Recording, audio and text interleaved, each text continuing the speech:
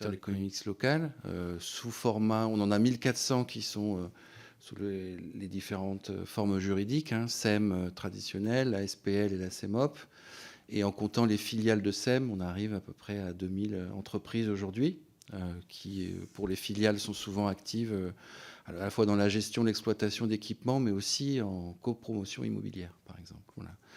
Donc la caractéristique de ces interventions de l'économie mixte locale dans le secteur du logement, elle est double. Alors elle est historique parce que traditionnellement, elle est venue renforcer notamment en zone tendue l'offre de logement à une époque où il y avait besoin de construire et de trouver des compléments à l'offre existante, notamment des offices ou des entreprises privées de l'habitat. Elle se caractérise par un dynamisme important historiquement, à la fois en termes de construction, de rythme de construction et de déploiement sur l'ensemble du territoire. Alors, je l'ai dit, ça a commencé dans les zones tendues, la région d'Île-de-France, Rhône-Alpes, le Grand Est, un peu la région Normandie et PACA, et de manière très significative en Outre-mer, où plus des 3/4 des logements sociaux sont gérés par des SEM immobilières, voilà, avec la participation des collectivités et de manière importante par CDC Habitat aujourd'hui. L'autre caractéristique de ces sociétés, c'est qu'elles ont la capacité d'intervenir à la fois sur l'ensemble du spectre du logement, sur l'ensemble du parcours résidentiel, parce qu'elles ont la capacité non seulement de construire et de gérer du logement social, mais aussi de toutes les différentes catégories de logements intermédiaires, y compris l'accession à la propriété, et je le disais tout à l'heure, de la construction de type promotion immobilière. Cette caractéristique-là de diversité, elle s'applique aussi à leur secteur d'intervention, c'est-à-dire que par nature, les SEM ont la capacité à avoir des activités diversifiées. Donc à la fois d'intervenir bien sûr dans la gestion locative, mais évidemment aussi dans la construction de logements et dans un certain nombre d'activités d'aménagement, de gestion de commerce, de stationnement et d'activités complémentaires qui permettent là aussi de déployer tout un arsenal de politiques publiques autour de la question du logement et à la fois du parcours résidentiel, mais aussi de la vie autour de la question de l'habitat. Donc évidemment, sur ces différentes questions, il y a des sujets qui, pour en avoir échangé avec le ministre du Logement, qui ouvre des perspectives intéressantes sur ce qui est aujourd'hui présenté et mis en discussion, sur les aspects de décentralisation, bien évidemment, puisque c'est le cœur de la raison d'être et de l'existence de l'économie mixte locale. Sans compétences des collectivités et sans moyens pour mettre en œuvre ces compétences, évidemment, il n'y a pas d'opérateur derrière pour réaliser, ou c'est beaucoup plus difficile. Donc cette question de la décentralisation, elle est évidemment au cœur du sujet. Ensuite, comment et à quel niveau se situe le bon niveau de gestion à la fois des aides à la pierre, mais aussi des attributions, etc. Ça, c'est pas à la fédération de le dire. Mais évidemment, ce qui nous importe, c'est que ce qui se mettra en place, et notamment via les autorités organisatrices de l'habitat, soit des dispositifs pleinement opérationnels, à la main des élus, avec évidemment le soutien de l'État, notamment avec des solutions en termes de financement, bien entendu, et que tout ça puisse apporter une réelle plus-value au regard d'une politique du logement national qui aujourd'hui a montré ses limites, à la fois en termes d'adaptation aux particularités des différents territoires. On pourra peut-être parler des questions du plafonnement des coûts, des prix, des questions de zonage. Évidemment, aujourd'hui, et c'est une conviction du mouvement des EPL sur d'ailleurs tous les domaines d'activité, si on veut penser efficace, il faut penser local. Voilà, il faut faire avec les collectivités, et souvent sous leur maîtrise, ou en tout cas en partie, pour que, à notre avis, il puisse y avoir une réponse à la fois adaptée et efficace. Ensuite, sur les différentes raisons qui font qu'aujourd'hui on se trouve dans une situation de crise, clairement, à la fois de construction et d'accès à un logement abordable. Bon, je laisserai peut-être Philippe Clémendeau revenir sur ces aspects-là factuels, mais évidemment, tout cela est lié au fait que, en réalité, le logement et la construction ne sont pas des marchés comme les autres. C'est-à-dire qu'on est forcément face à un marché dans lequel le périmètre est limité. On a un bien public qui est le foncier et qui, par nature, n'est pas extensible à l'infini. Par conséquent, considérer que l'ajustement des prix ne peut se faire uniquement que par un éventuel équilibre entre l'offre et la demande pose problème. Et c'est ce qu'on constate aujourd'hui. C'est-à-dire qu'on est face à un mur d'augmentation des coûts, augmentation des prix du foncier, augmentation des coûts de la construction, qui n'a plus aucun rapport avec la réalité du niveau de vie des citoyens. Et donc, c'est là où on est dans une impasse. C'est-à-dire que, d'une certaine manière, il faut trouver les moyens, et ce sera forcément une conjonction de plusieurs éléments. Il n'y a pas de recette unique miracle, mais il faut trouver l'ensemble des moyens qui permettront de réguler ces différents paramètres. Donc à la fois la question du foncier, la question de la fiscalité, la question des aides à la construction et à la rénovation, sans les opposer, mais en faisant en sorte qu'elles soient complémentaires. Voilà. Et donc c'est dans cette optique-là que notre fédération souhaite apporter sa contribution, d'abord par l'exemple, c'est-à-dire que nous, notre richesse, entre guillemets, elle vient de l'expérience des différents bailleurs, des SEM d'aménagement également, qui sont actifs depuis très longtemps sur ces différents sujets, et en lien évidemment avec les pouvoirs publics quand c'est pertinent. Et évidemment, notre positionnement n'est pas de nature à apporter des recommandations sur le bien fondé de l'organisation des collectivités territoriales. Ça, c'est le rôle des associations de collectivités. Mais sur le fond du sujet et sur les différentes mesures, que ce soit, je le disais, en termes de fiscalité, en termes d'organisation et de fléchage des subventions, que là, il peut y avoir effectivement un débat. Voilà, je laisse peut-être la parole à Philippe Clémendeau pour compléter. Oui, alors,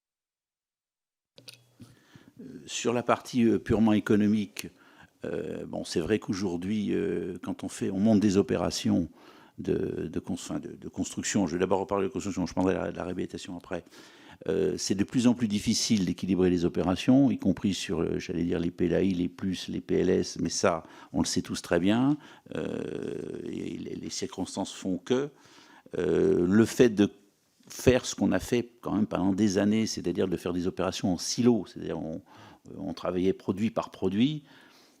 Moi, je pense qu'il faut réfléchir à un autre modèle qui constituerait à faire des opérations mixtes et se dire qu'après tout, on peut équilibrer les opérations. Moi, j'en ai moi-même réalisé, où on pouvait mettre à la fois du logement social, du logement intermédiaire, du logement libre et même de l'accession, on pouvait le faire, mais qu'on cherchait un équilibre global. Et on voit bien que les subventions... Alors, de toute façon, toutes ces opérations-là ont de plus en plus besoin de fonds gratuits. Les fonds gratuits, c'est tous les fonds qu'on n'emprunte pas. L'amortissement du prêt, c'est la Caisse des dépôts. Hein. On pourrait éventuellement envisager des amortissements plus longs, mais là, je pense qu'on va rentrer dans d'autres phénomènes. C'est pas à moi de le dire, mais je pense que vous allez auditionner la Caisse. Elle vous dira ce qu'elle en pense. Les fonds gratuits, il en faut de plus en plus. Alors, dans les opérations neuves, ça permet de caractériser et puis de préserver des loyers abordables, puisqu'on calcule toujours le loyer en fonction de l'investissement et de l'amortissement de l'investissement. Ça, c'est le modèle.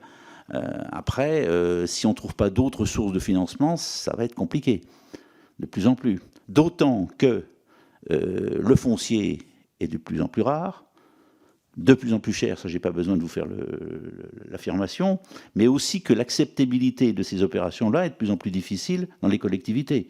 Nous, on a des retours par un certain nombre de maires ou de présidents de PCI qui nous le disent. Ils iront même jusqu'à ne pas à refuser les opérations, pas forcément uniquement pour des questions financières. Il y a d'autres choses qui se proposent derrière.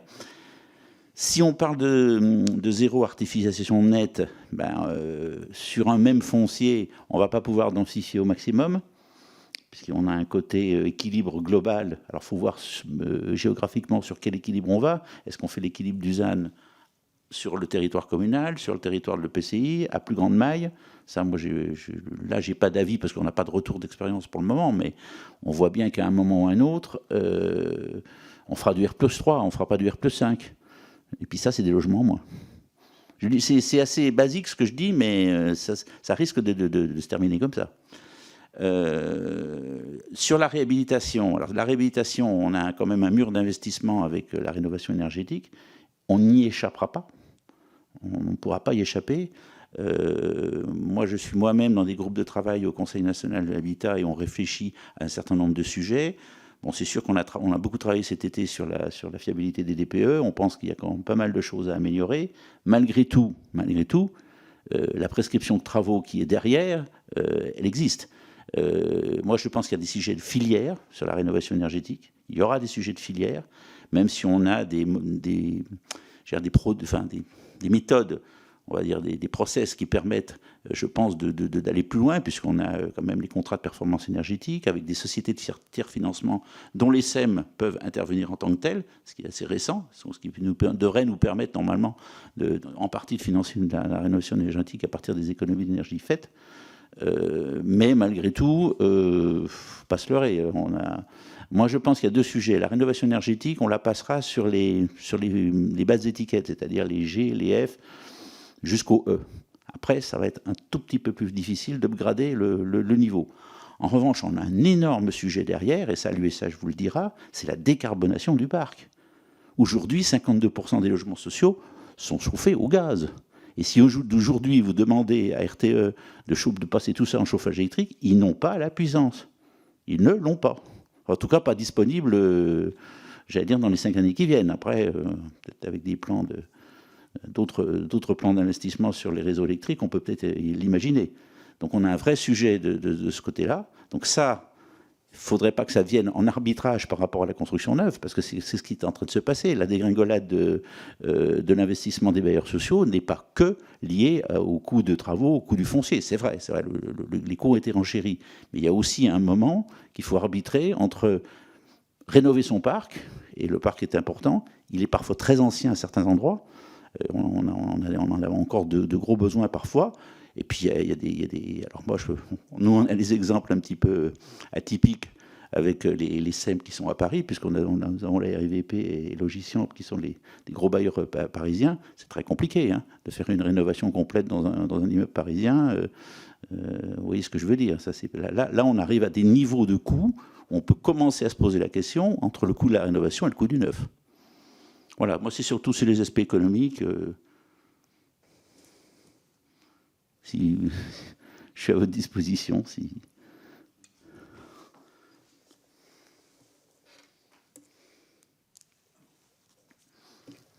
Donc, merci pour vos interventions. J'aurais une question, puisqu'en fait, vous avez la particularité de pouvoir travailler avec plusieurs territoires.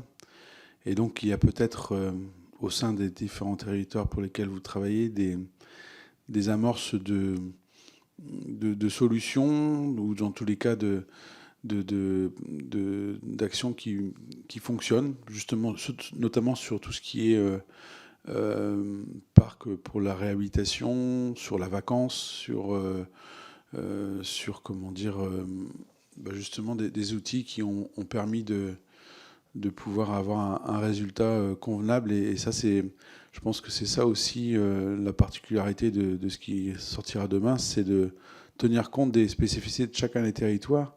Et il y a peut-être déjà des outils qui peuvent fonctionner, mais qui sont au stade soit ultra local, puisque finalement, c'est pas reproduit ou duplicable, mais il y a peut-être parfois des choses qui se sont mises en œuvre avec un résultat. Je pense notamment vous parlez de la confiance aujourd'hui, elle est tellement mise à mal avec tout ce qu'on peut connaître, sans parler effectivement parfois des difficultés sur tout ce qui est impayé, parce que forcément si le pouvoir d'achat diminue, il y a parfois aussi la difficulté pour certains de pouvoir honorer leur loyer, et par conséquent pour certains petits propriétaires, de se retrouver eux aussi en difficulté, puisque étant le moyen de pouvoir honorer eux leurs emprunts.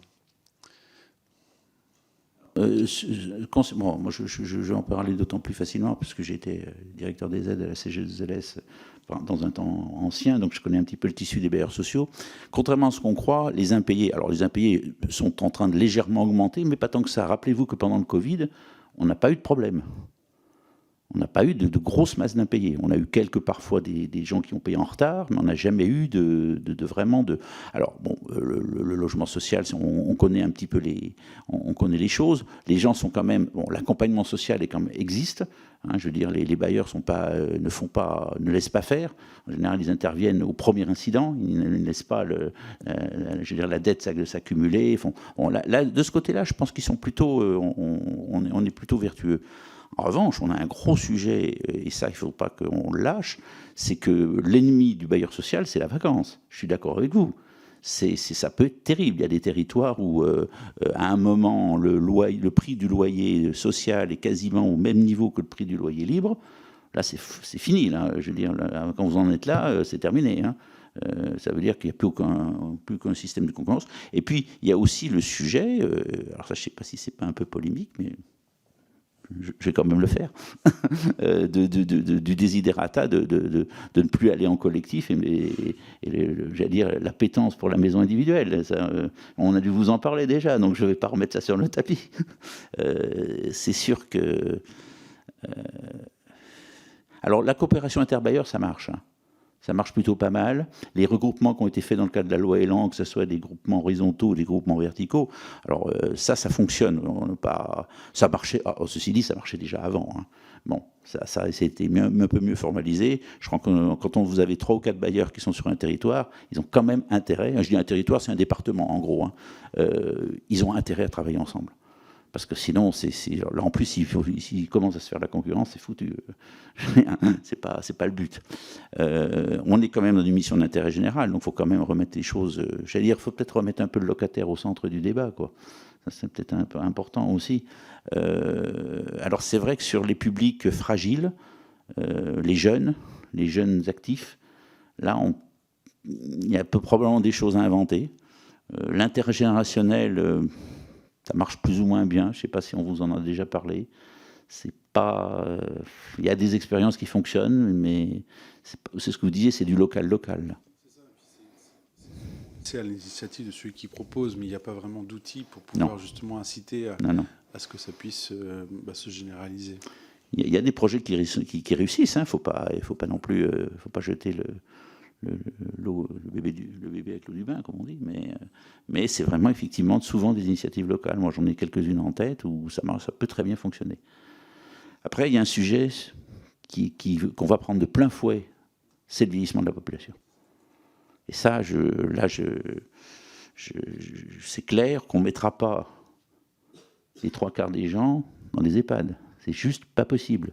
Il y a un moment, il faut réfléchir à une espèce de, j'allais dire, un produit, alors je ne sais pas si c'est un produit ou si c'est un package, jusqu'où on maintient les gens à domicile, et ça, le maintien à domicile, c'est une prestation, alors c'est de la prestation sociale que les bailleurs ne font pas tous, parce qu'ils n'ont pas tous le statut qui leur permette de le faire, ou en tout cas de le refacturer.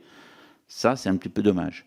Et je pense qu'après, il y a le parcours, savoir à partir de quand on va vers des produits qui sont des produits alors non médicalisés. Après, on va vers les produits médicalisés. Enfin, vous voyez, là, il y a une chaîne. Et ça, nous, on a quelques retours d'expérience du côté de notre fédération qui sont, pour le moment, c'est plutôt intéressant. Je pense à ce qui se fait dans le Lot, notamment. Oui, justement, par rapport à ce que vous dites... pour que justement nous ne soyons pas dans la réaction, puisque la pyramide des âges, on la connaît depuis un certain nombre de décennies. Et donc on sait que, comme vous le dites, les EHPAD ne pourront pas accueillir pour diverses raisons. Seront-ils encore là? Aujourd'hui, il y a une crise au niveau des EHPAD qui font que, pour beaucoup, ils sont passés dans le rouge.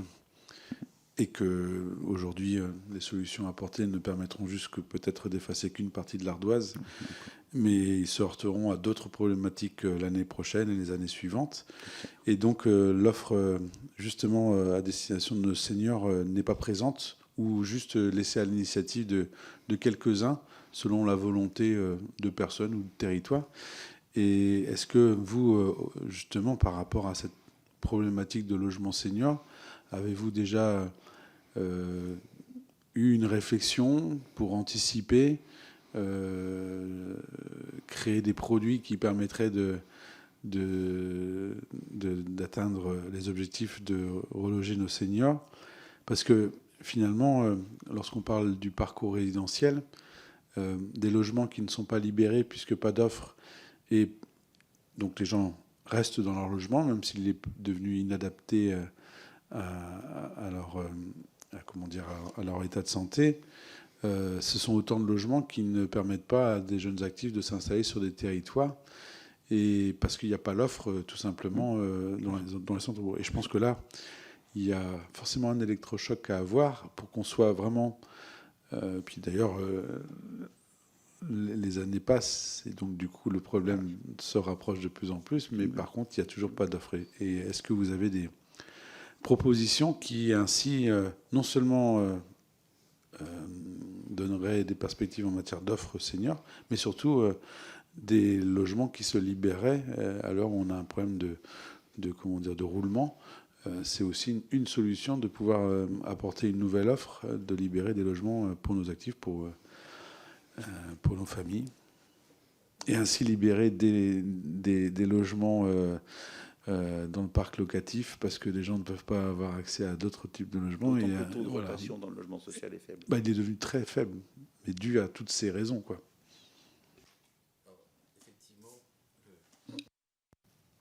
La question est déjà d'actualité, c'est-à-dire que c'est plus tout à fait devant nous. On est déjà dans ce phénomène-là souvent d'inadaptation des logements existants, c'est-à-dire qu'on a un certain nombre, nous, de bailleurs dans nos membres qui se posent déjà la question de savoir, au moment où ils parlent de rénovation des logements, parfois rénovation énergétique aussi, de dire mais finalement est-ce qu'on ne va pas complètement en profiter pour transformer notre offre. Et la question effectivement du logement des seniors et de l'accessibilité des logements, de l'adaptation au vieillissement se pose déjà. Et ça représente en termes d'investissement pour le coup des sommes importantes. Et je pense que sur ce sujet-là, on n'a pas encore la prise de conscience et la réponse en termes de politique publique qui soit à la hauteur de l'enjeu. Et chacun se débrouille un peu comme il peut. Donc ceux qui ont les moyens d'investir réorientent un peu leurs investissements pour adapter les logements, voire pour reconstruire en tenant compte de ces nouvelles contraintes. Mais on n'a pas aujourd'hui encore de véritable plan de transformation et d'adaptation à la hauteur des enjeux sur l'ensemble du territoire. D'autant qu'il y a certaines expériences, mais moi j'ai eu à en connaître, où la transformation du logement pour pouvoir, il y a que dire des publics, alors on va dire les choses clairement, c'est des publics ou personnes âgées ou handicapées, c'est pas réversible. C'est après comment vous faites pour relouer le logement à une famille avec des enfants, ça va être compliqué. Enfin, je veux dire, ou alors il faudrait vraiment trouver des techniques où on puisse là, je ne sais pas si on y est encore. Là. Je pense qu'il y a encore des choses à réfléchir là-dessus. Ça serait ça l'idéal. Ça serait de pouvoir transformer les logements sans les... Et puis après, il y a un problème d'attribution. On a des règles d'attribution qui font que on est obligé de faire passer quand même un certain nombre de gens avant d'autres. Lui prioritaire. Je crois que c'est justement le problème. On a toujours parlé en quantité, mais jamais adapté au public qui est demandeur. Et ça, c'est les limites de peut-être des lois que nous avons, c'est qu'on nous avons pas forcément été dans la dentelle. C'est un peu comme le tissu urbain que je dis toujours sur la ZAN. On a délivré des zones à construire, mais sans véritablement de stratégie en matière d'accueil. C'est bien beau de faire venir une entreprise, mais si elle ne peut pas loger ses salariés, c'est plus compliqué à pouvoir mettre en œuvre, ou au bout d'un moment, elle se retrouve confrontée à avoir des candidatures qui se désistent faute de logement. Et c'est vrai également pour différentes étapes de la vie. C'est bien beau d'ouvrir des filières d'enseignement supérieur. Si par contre vous ne pouvez pas loger vos étudiants, vous créez une précarité supplémentaire. Donc je crois que là, on touche du doigt les limites du travail qu'on a pu mener depuis des décennies. Je sais pas, enfin, je sais pas si c'est une réponse, d'ailleurs, c'est probablement pas une réponse, mais enfin, la différenciation territoriale et puis le droit à l'expérimentation, surtout, je pense que c'est ça qui est important pour les collectivités. Je pense que il faut faire un peu confiance aux gens sur les territoires.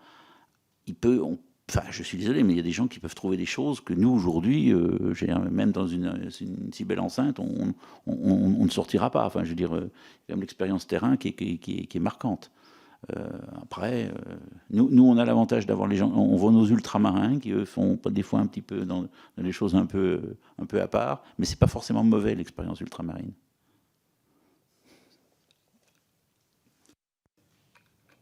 Effectivement, ce que je disais en introduction, c'est que la caractéristique de l'intervention par les sociétés d'économie mixte, c'est qu'elles ont sur un même territoire, et souvent elles sont plusieurs à intervenir de manière complémentaire, elles peuvent arriver à apporter des réponses à différentes étapes. Donc que ce soit sur effectivement le logement type logement social, que ce soit sur les copropriétés dégradées, on a des cas où effectivement il y a aussi un accompagnement à faire en termes de rénovation énergétique, de tiers financement sur les copropriétés.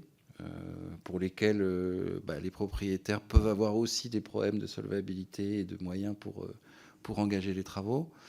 Il y a des solutions qui viendront aussi par l'aménagement des quartiers en général, d'accessibilité du logement. Cette année, l'USH a orienté son congrès notamment sur la transition énergétique, l'accès à l'énergie, le raccordement au réseau de chaleur. Donc là, il y a des enjeux sur lesquels l'expérience des EPL fait qu'on peut apporter des solutions complémentaires à condition effectivement de donner la capacité aux collectivités de mettre en place ces différentes solutions, mais à la fois de répondre, comme je le disais un peu tout à l'heure, à la fois à la problématique de l'habitat pur et dur, entre guillemets, de la problématique du coût de l'énergie, la problématique de la décarbonation, de l'accès aussi à l'ensemble du cadre de vie, l'accès au centre-ville, les transports, le stationnement. Enfin, voilà. Donc là, on est vraiment sur un enjeu, si on prend un peu de hauteur, d'évolution globale de l'habitat au sens large et de la vie, alors, beaucoup dans des intercommunalités et des métropoles, mais pas seulement. Et donc là-dessus, il nous semble qu'il y a cette complémentarité-là des modes d'intervention, elle est de plus en plus essentielle si on va arriver à combiner différentes solutions. Il y a un sujet qu'on n'a pas évoqué, mais qui faisait partie effectivement de votre questionnaire, c'est aussi sur la dissociation entre le foncier et le bâti. Bon, ce n'est pas une solution unique et qui répondra à tous les sujets, mais effectivement, là où c'est pertinent, il faut pouvoir expérimenter ces solutions-là. Qui peuvent permettre de répondre pour une partie de la population à un accès à la propriété qui aujourd'hui, notamment chez les primo-accédants, n'est plus envisageable dans un certain nombre d'endroits. Voilà, donc en quelque sorte, il faut arriver à faire feu de tout bois et surtout de se donner la liberté d'expérimenter, effectivement. Et c'est en fonction de ces premiers retours d'expérience qu'on pourra accélérer suivant ce qui fonctionne. Voilà. Sur le foncier, on peut proposer, on ne sera pas les premiers à le faire, mais d'inverser la fiscalité sur les plus-values. Vous voyez ce que je veux dire ça, je pense que c'est des choses qu'on... Enfin, nous, on en a déjà pas mal parlé entre nous, mais il faut arrêter d'inciter les particuliers à conserver les terrains et sans rien en faire. Quand même, peut-être changer le système, dans l'autre sens. Je pense qu'il y a des choses. La taxe sur les locaux vacants, moi, j'ai pas de retour là-dessus. Je pense, nous, on la voit pas beaucoup en fait en réalité. C'est plus sur le parc privé en fait que ça touche. Quand vous dites, oui, effectivement, quand vous dites d'inverser la fiscalité, il y a aussi un moment. À l'heure où on parle de ZAN, il y a des terrains qui demeurent constructibles à l'avenir. Et quelque part, ce sont bien souvent des terrains propriétés depuis de nombreuses années, avec une plus-value qui est à 3 chiffres, et donc pour lequel, en fait, il n'y a aucune retombée pour les territoires, qui, elles, ont une responsabilité, celle de pouvoir loger l'ensemble de leur population. Et je crois que là, il y a une réflexion à avoir sur comment faire pour que, justement, cette plus-value ne profite pas qu'à une petite partie de personnes, mais bien au territoire qui, lui, a des objectifs, des responsabilités. Et avoir un toit pour tous, ça en fait partie. Et à l'heure où on recherche justement des fonds pour pouvoir aborder la rénovation thermique, aborder la possibilité d'un logement pour nos seniors, je crois que là, il y a une réflexion à avoir pour que ça puisse profiter à ce territoire pour les questions auxquelles il va être confronté et dont le problème ne fait que se renforcer. Donc ça, c'est... Tout à fait d'accord. C'est dans nos... Est-ce qu'il y a d'autres points qui pourraient être pour vous essentiels par rapport à ce que vous pouvez rencontrer comme difficulté, par rapport peut-être à un moment ou à un autre des dispositifs qui existaient, qui ont disparu et qu'il serait bon de revoir à l'heure de la crise? Alors, je ne suis pas le Père Noël, mais on est là pour vous écouter. La période s'y prête quasiment, oui. Oui, il y a un certain nombre de sujets sur lesquels, évidemment, on est attentif et nous, on soutient ce qui pourrait aller dans ce sens. Bon, il y a le sujet, effectivement, de la maîtrise de l'accès au foncier. Donc là, il peut y avoir plusieurs possibilités, effectivement, et envisager un plafonnement pour certaines catégories de foncier constructibles en termes d'évolution du coût, envisager d'encadrer, voire de limiter la mise aux enchères dans le cadre de vente de charges foncières des collectivités, faire en sorte qu'au moins sur ces programmes qui sont portés par les collectivités et en partie dédiés à de la construction logement ou d'équipements publics, on puisse avoir un levier de régulation fort sur le coût qui impacte évidemment derrière le coût de sortie, le coût d'équilibre des opérations d'aménagement. Voilà, donc là-dessus, évidemment, il faut pas hésiter à suivre toutes les pistes possibles, évidemment. Donc il y a cette piste de la fiscalité. Il y a un autre aspect sur lequel il y a eu une amélioration récente qui est sur la prise en compte dans le fonds de compensation de la TVA, la reprise en compte de certaines dépenses d'aménagement engagées par les collectivités dans le cadre d'opérations d'aménagement, notamment pour l'acquisition de terrain. Et on souhaiterait s'assurer que cette compensation de la TVA soit bien prise en compte aussi justement dans le cadre de construction d'équipements publics qui reviennent ensuite aux collectivités. La réforme de l'automatisation, pour résumer de manière très rapide, avait supprimé un certain nombre de dépenses d'aménagement de la compensation de la TVA, ce qui voulait dire un renchérissement du coup pour les collectivités de l'investissement de 16 à 20%. Et d'autant plus fort en Outre-mer, puisqu'en Outre-mer, le taux de TVA étant plus bas qu'en métropole, la compensation était en réalité une surcompensation à hauteur du taux métropolitain. Donc là, en réalité, se sont vus du jour au lendemain supprimer ce qui constituait de vraies subventions à l'aménagement et à la construction dans les Outre-mer.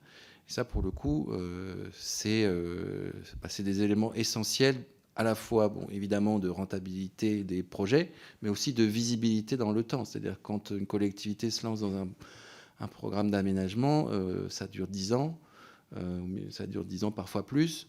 Et donc, il faut que sur cette durée, elle ait la visibilité de l'ensemble du coût de l'opération et de la manière dont elle va pouvoir étaler petit à petit sa programmation. Voilà. Et ça, cette idée qu'il faut avoir à la fois des leviers puissant, mais aussi une visibilité de long terme, c'est à notre avis un élément essentiel. C'est-à-dire de ne pas donner des coups de gouvernail d'une année sur l'autre ou tous les 2 ans en se disant on essaye des solutions, puis on fait des mouvements à 180 degrés. C'est un peu ce qu'on essaye aussi de promouvoir sur la pérennisation du fonds vert, par exemple. C'est-à-dire qu'aujourd'hui, il ne serait pas raisonnable de dire qu'à chaque loi de finances, on se repose la question de savoir s'il faut vraiment continuer à abonder un fonds vert et à quoi il doit servir. Je crois que là aussi, il faut qu'il y ait, sur la durée, une vraie visibilité pour que justement tous les opérateurs puissent engager les programmes d'investissement qui sont nécessaires sans avoir d'incertitude sur le fait qu'un jour, ils pourront bénéficier de ces subventions à la hauteur de ce qui existe aujourd'hui. Ça, c'est fondamental si on veut engager une dynamique dans la durée. Merci. Il nous reste, je pense, à peu près un quart d'heure. Vous avez donc, j'imagine, répondu au questionnaire, ou alors, en tous les cas, ce qu'on vous demandera, c'est de pouvoir nous l'adresser pour venir abonder les travaux de ce rapport. Je voulais savoir si vous aviez un sujet particulier que vous souhaitiez aborder, qui n'était peut-être pas dans le questionnaire, parce que le questionnaire n'a pas pour but d'être limité, mais peut-être qu'il y a un sujet particulier que vous souhaiteriez aborder. Je ne sais pas si Stéphane Peu avait des questions. Enfin, c'est un sujet qui va bientôt arriver sur le tapis dans pas longtemps. Les AOH, on va leur donner des nouvelles compétences et des nouvelles missions. Alors, en dehors alors déjà, il y a le mapping. Excusez-moi de parler en franglais. Il y a un problème de carte géographique. Moi, des grandes métropoles, je pense qu'elles ont tout à fait toutes les compétences et l'ingénierie pour faire. Une petite EPCI de 15 000 habitants que je connais bien, où il y a 56 communes, je peux vous dire qu'elle n'est pas prête de pouvoir prendre le sujet. Hein. Elle n'arrive déjà pas à faire son PLUI. Un peu compliqué. Alors je pense que le département peut être la bonne maille. Hein. Moi, j'insiste parce que les moyens financiers, c'est une chose. Je ne pense pas que personne vous dira on fait on fait sans moyens financiers, c'est pas possible. Mais je pense qu'il y a un vrai sujet d'ingénierie. Et l'ingénierie dans les territoires, c'est pas quelque chose de... Enfin, je veux dire, on claque pas des mains. Hein. Dans certains départements, soit ruraux, soit... Enfin, faut aller les chercher. Hein. Et je pense qu'il y a des coopérations entre collectivités qu'il va falloir trouver pour trouver le bon niveau de... Alors peut-être qu'il y a des choses à imaginer, il y a des outils peut-être à trouver. Hein. Mais je pense que ça sera un vrai sujet. Parce qu'on commence à donner tout un tas d'attributions, il faut qu'on soit capable d'abord de les appliquer, de les mettre en œuvre, et puis après, après il y a un niveau de contrôle. Alors est-ce que le CRHH est le bon niveau? C'est ce qui se dit. Il faut lui changer aussi sa façon de vivre. Parce que les CRHH, ils ne fonctionnent pas tous de la même façon.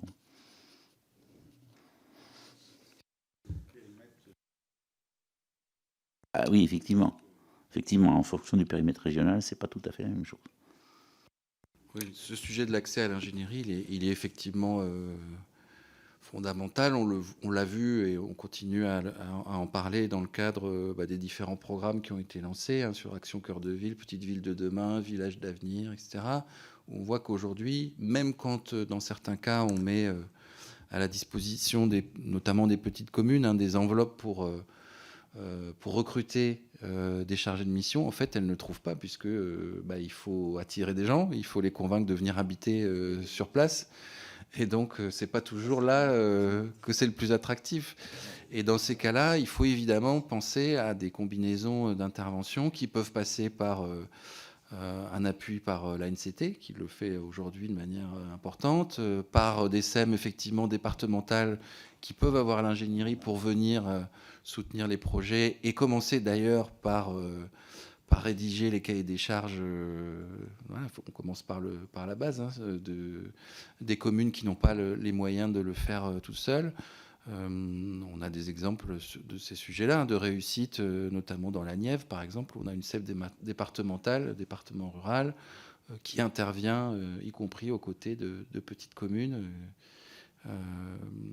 Et donc depuis l'identification et la construction du projet. Voilà. Donc là aussi, il faut être pragmatique et se dire qu'il n'y a pas une solution unique sur tous les territoires, mais que c'est en combinant les interventions. On parlait tout à l'heure du foncier. C'est vrai que nous, une de nos pistes aussi de travail, c'est de coopérer plus étroitement avec les établissements publics fonciers locaux.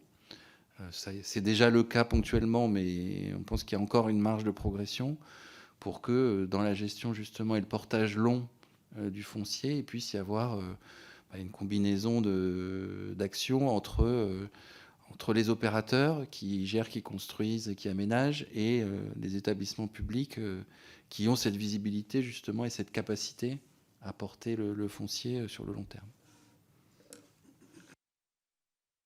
Vous parliez de l'ANCT, il y a aussi, je pense, l'ADEME, parce qu'effectivement, il y a aujourd'hui, pour l'ADEME, une grande partie de ces ETP qui sont quantifiés, mais qui sont en quelque sorte décentralisés sur les collectivités, mais qui en font appel. Et je crois que c'est un dispositif qui n'est pas suffisamment connu. Je pense que à l'heure où on parle d'un choc pour le logement, l'ADEME et l'ANCT ont un rôle important à jouer, mais qui restent encore des entités pour beaucoup de collectivités inaccessibles ou dont comment dire, pour certains, déjà inaccessible à pouvoir les solliciter, mais également pas encore perçu comme un outil pour justement répondre à leurs problématiques du quotidien. Et je crois qu'il y a effectivement sur ce point-là une rencontre à avoir pour que ce soit un peu plus accessible et surtout que derrière des relations puissent s'établir pour répondre aux enjeux auxquels on se confronte. Vous parliez tout à l'heure de cohabitation intergénérationnelle qui avait pu fonctionner, dont vous aviez des exemples. Est-ce qu'on pourrait avoir un ou deux exemples concrets ou auxquels on pourrait se rapprocher pour voir des initiatives locales qui ont... En tête, mais il faut que je vérifie, ça se passe en Saône-et-Loire. Je pense que c'est un office HLM qui a dû faire ça, mais il faut que c'est à vérifier. Vous faites des maisons adaptées, label Habitat Senior Service. Au milieu, vous mettez un lycée hôtelier. Ça, c'est un très bon exemple. Et voilà, vous avez le service à domicile, tous les midis, pour les repas. C'est un exemple que j'avais vu en Saône-et-Loire, ça m'avait assez frappé. Je me dis, tiens, ça, c'est pas idiot, ça. Après, c'est le niveau de service. Après, il y a le problème du niveau de service. Parce que le niveau de service, c'est des ETP. C'est toujours le même problème. Et l'argent qui rentre dans l'établissement, il faut que ça soit équilibré. Et dès qu'on rentre dans le médicalisé, ça ne l'est plus. Hein. C'est clair. C'est plus possible. Alors moi, on peut regarder, on peut poser la question. On a aussi des histoires de biguinage aussi. Il faut qu'on regarde. De quoi? Des biguinages. C'est les méthodes des gens du Nord, mais ça s'est adapté. C'est des logements où il y a c'est des logements où le service est partagé entre les gens. C'est très associatif.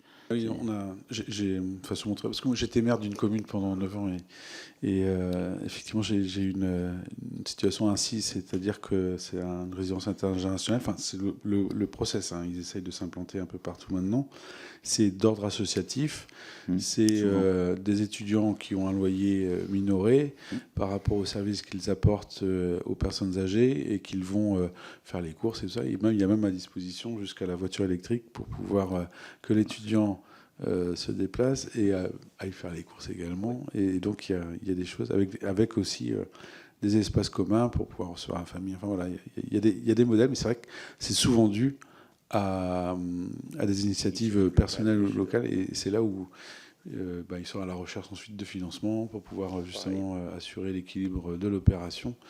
Donc, mais très preneur de ce que vous aurez. Et autrement, j'avais posé une question tout à l'heure, mais c'était dans les politiques antérieures qui ont pu fonctionner et qui, pour vous, pourraient être une bonne manière de répondre à la difficulté qu'on rencontre aujourd'hui. Si, dans votre longue expérience, vous aviez un ou deux dispositifs qui, pour vous, avaient vraiment eu un effet bénéfique ou alors, finalement, jusqu'à présent, on n'a pas encore eu les bons moyens de... Je ne vais pas déflorer les sujets qu'on a eus hier au CNH, parce qu'on a eu tout un débat sur le PTZ, et il y a quelqu'un qui a levé le doigt et dit, vous vous rappelez pas, il y a 25 ans, les PAP, les prêts d'accession à la propriété, c'était tout à fait exactement la même chose, en fait. C'est des systèmes qu'on met en place, après on les supprime, puis on les réinvente, on change de nom. Mais, grosso modo, je pense que le prêt à taux zéro, le sujet des primo-accédants est quand même un sujet, hein. Maintenant, avec la difficulté d'avoir accès au crédit, si en plus on vous supprime l'apport... Pas d'apport, pas loin. Okay. Je sais pas je dirais rien sur les promoteurs immobiliers, mais enfin, ils sont pas, en ce moment, ils sont pas dans une grande forme. Hein. Très bien, merci en tous les cas pour vos réflexions. Et puis n'hésitez pas à revenir vers nous s'il y avait d'autres suggestions, notamment sur des exemples concrets d'actions menées par des territoires et qui ont le résultat escompté. Merci à vous.